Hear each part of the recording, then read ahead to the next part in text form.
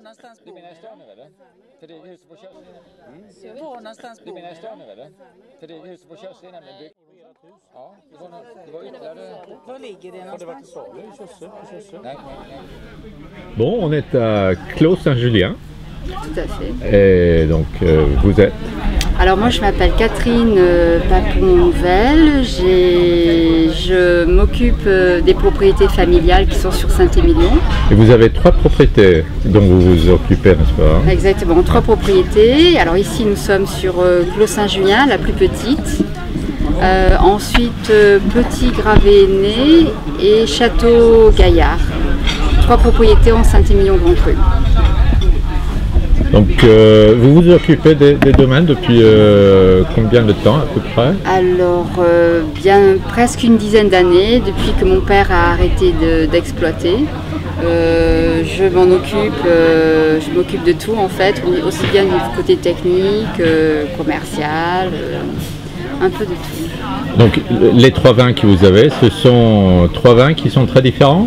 Ouais, 3 vins très différents parce qu'à chaque fois, c'est 3 propriétés qui ont des caractéristiques différentes, tant au niveau du terroir. Ici, avec le Saint-Julien, on est sur le rocher calcaire. Petit Gravé-Né, on est sur des sables profonds. Le nom de la propriété, c'était le Petit Gravé-Né. Oui. C'est un petit peu compliqué à prononcer, mais... Et puis le domaine qui est le plus grand, c'est... Alors voilà, et voilà, par la taille aussi, Château Gaillard, c'est le Château plus grand. Gaillard. Alors Ouais. c'est 3 propriétés différentes par les terroirs, par la taille, et donc forcément on a des vins différents, des types de vins différents, donc il faut s'adapter à 3 structures qui sont bien, pas forcément opposées, mais il faut les gérer de manière totalement différente. Et donc votre philosophie un peu, qu'est-ce que vous voulez faire avec le vin? Quel type de vin est-ce que vous essayez de faire? Je dirais que je ne peux pas faire un type de vin, je fais plutôt le vin qui correspond mieux à l'endroit, au cépage que l'on a, au sol que l'on a, à la taille de la propriété. Je crois que voilà, il faut partir, c'est l'ensemble qui va vous donner le type de vin que vous allez faire. C'est pas vous qui allez déterminer un type de vin. Oui. Non, je pense pas. Je pense plutôt que c'est vous. C'est ce qui existe, ce qui est en place, que vous allez plutôt révéler en fait. Le métier de vigneron, à mon avis, c'est plutôt de révéler les choses, les faire apparaître et de la manière la plus positive possible et la plus qualitative.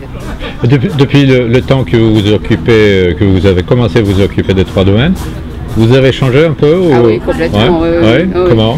Parce que de toute façon, quand on fait du vin, on le fait aussi en fonction du moment où on est. Et je pense qu'il y a 10 ans, on est plus jeune et disons que je voyais les choses un peu différemment. C'est-à-dire, j'avais envie de vin plus structuré, plus tannique. Et maintenant, en vieillissant, j'ai envie d'harmonie, d'équilibre et de sagesse.